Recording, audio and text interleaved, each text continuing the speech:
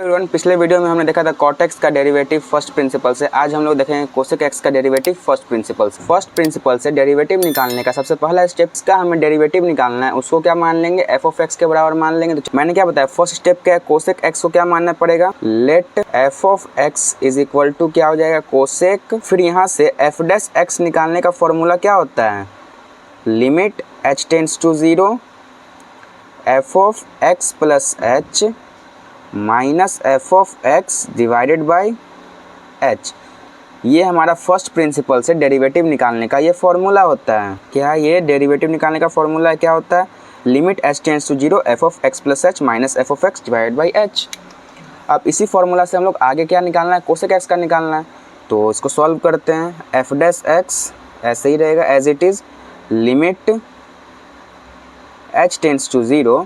यहाँ पे देखो f of x plus h, लेकिन यहाँ पे f ऑफ x कितना है, कोसेक x, यानी कि जो x है x की जगह पे हमें क्या रखना है, x प्लस एच। तो रख लेते हैं कोसेक x की जगह पे x plus h minus f of x कितना है, f ऑफ x मेरा कोसेक x के बराबर है और नीचे क्या आ जाएगा, h आ जाएगा। f डैश x बराबर limit h tends to 0।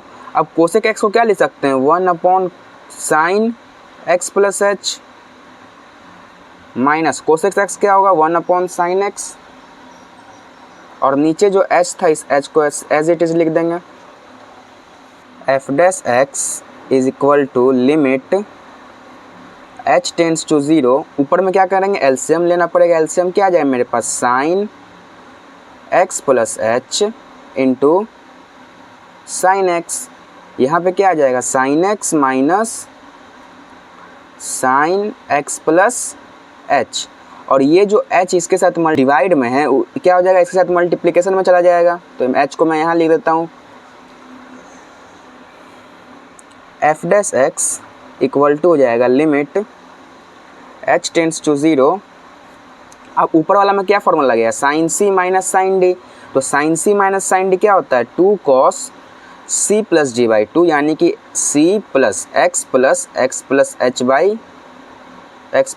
By 2 into sine c minus d by 2, यानी कि x minus x plus h divide by 2। देखो ये c हो गया minus d, c minus d by 2, और नीचे में क्या है मेरा, sign x plus h into sine x into h। F dash x क्या हो जाएगा, limit h tends to 0 2 cos 2x plus h by 2 into यहाँ पे क्या आ जाएगा, sine x minus h by 2, और नीचे में क्या आ जाएगा, sine x plus h into sine x into h। अब चलो आगे, एफ डैश एक्स क्या हो जाएगा, एफ डैश एक्स बराबर limit h tends to 0 2 cos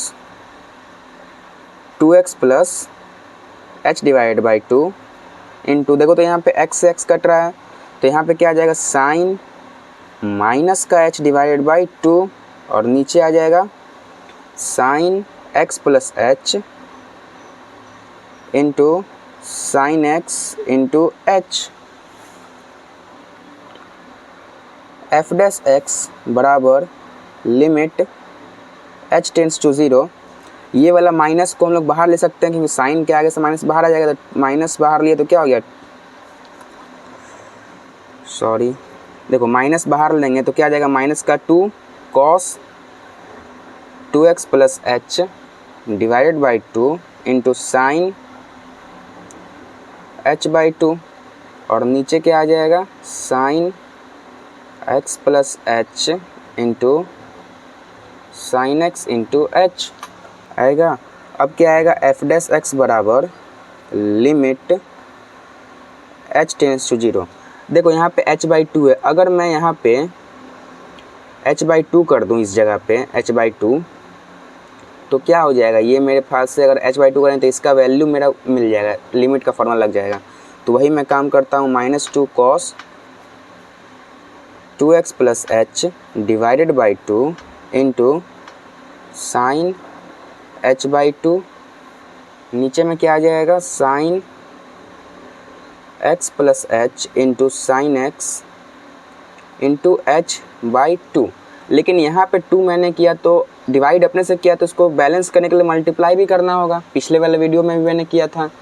अब क्या कर सकते हैं, देखो ये 2 से ये 2 कैंसिल आउट हो जाएगा, वो 2 से 2 कैंसिल आउट हो गया। तो अब आगे देखते हैं, आगे क्या है, f dash x is equal to limit h tends to 0।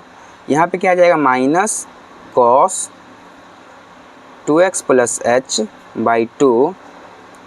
एक काम करते हैं, इसको ऐसे लिख सकते हैं साइन, क्योंकि सब तो मल्टीप्लाई में x plus H into sine x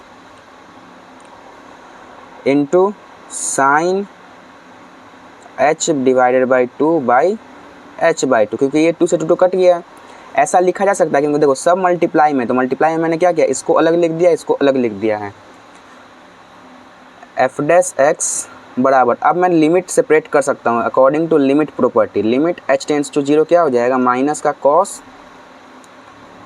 2x plus h divided by 2, नीचे क्या आ जाएगा sine x plus H into sine x. यहाँ पे भी मैं लिमिट बांट सकता हूँ, limit h tends to 0 sine h by 2 by h by 2, ऐसा किया जा सकता है। एफ डैश एक्स बराबर, यहाँ पे लिमिट h टेंड्स टू 0 यानी कि h के जगह पे 0 रखना है, तो चलो रख देते हैं माइनस का कॉस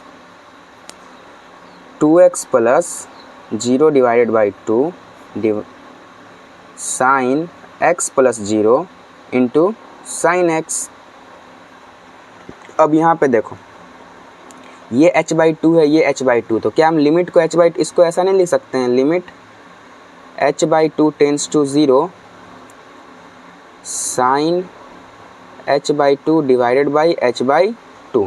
ये कैसे किया, इधर समझो मैं ये कैसे किया, इधर देखो कैसे हुआ। अगर h टेंड्स टू 0 है यानी कि h 0 को अप्रोच कर रहा है, तो h बाई 2 भी 0 को अप्रोच कर सकता है। अगर मैं h की जगह पे यहाँ रखूँगा तो वैल्यू तो 0 ही आएगा, तो h को अप्रोच कर सकता है, इसलिए मैं लिमिट को क्या किया, यहाँ पे h की जगह पे h बाई 2 किया। ऐसे डायरेक्ट इसका आंसर 1 आएगा। बहुत सारे टीचर डायरेक्ट यहीं पे 1 लिख सकते हैं, वो गलत नहीं है, सही है। लेकिन जब तक लिमिट आपका सेम नहीं होगा तब तक ये फार्मूला लगेगा कहाँ से, जो ये फार्मूला होता है आगे जो यूज़ होगा अभी, कि limit x tends to 0 sine x by x बराबर क्या होता है 1 होता है। ये फार्मूला है, तो ये फार्मूला कब यूज होगा, जब आपका लिमिट और ये एंगल सेम होगा तभी ना ये फार्मूला यूज होगा। तो यहाँ तो एंगल सेम नहीं है, यहाँ h था, यहाँ h बाई 2 था, तो मैंने क्या किया, लिमिट को इसको साथ सेम किया, तब इसका वैल्यू क्या हो जाएगा, इस पूरा का वैल्यू 1 हो जाएगा। अगर डायरेक्ट को यहाँ पे 1 कर देता तो वो गलत नहीं है, सही है, लेकिन सही तरीका क्या, अकॉर्डिंग टू मैथ ऐसे बनाया जाता है। चलो आगे बनाते हैं।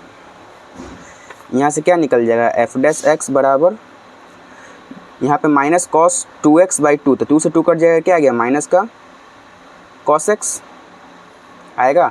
यहाँ पे क्या आ गया sine x into sine x, और इस पूरा का वैल्यू क्या हो गया 1 हो गया, अकॉर्डिंग टू अभी यहाँ फार्मूला मैंने जो समझाया यहाँ पे इस जगह पे।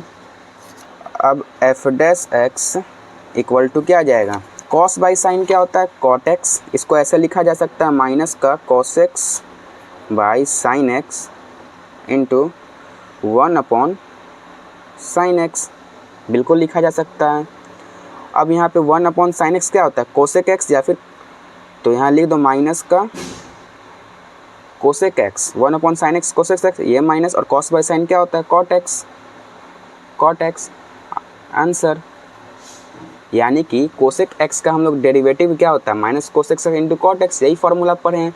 लेकिन ये फार्मूला आया कहाँ से, अकॉर्डिंग टू फर्स्ट प्रिंसिपल से मैंने इसे प्रूफ कर दिया, एग्जाम में भी आता है और ये बहुत इंपॉर्टेंट है, आप लोग इसको नोट कर लीजिए। अगर समझ में आया होगा तो चैनल को सब्सक्राइब कर दे और वीडियो को लाइक कर दे। अगर कोई डाउट होगा तो कमेंट में आप लोग पूछ सकते हैं, मैं उसका जवाब दे दूँगा।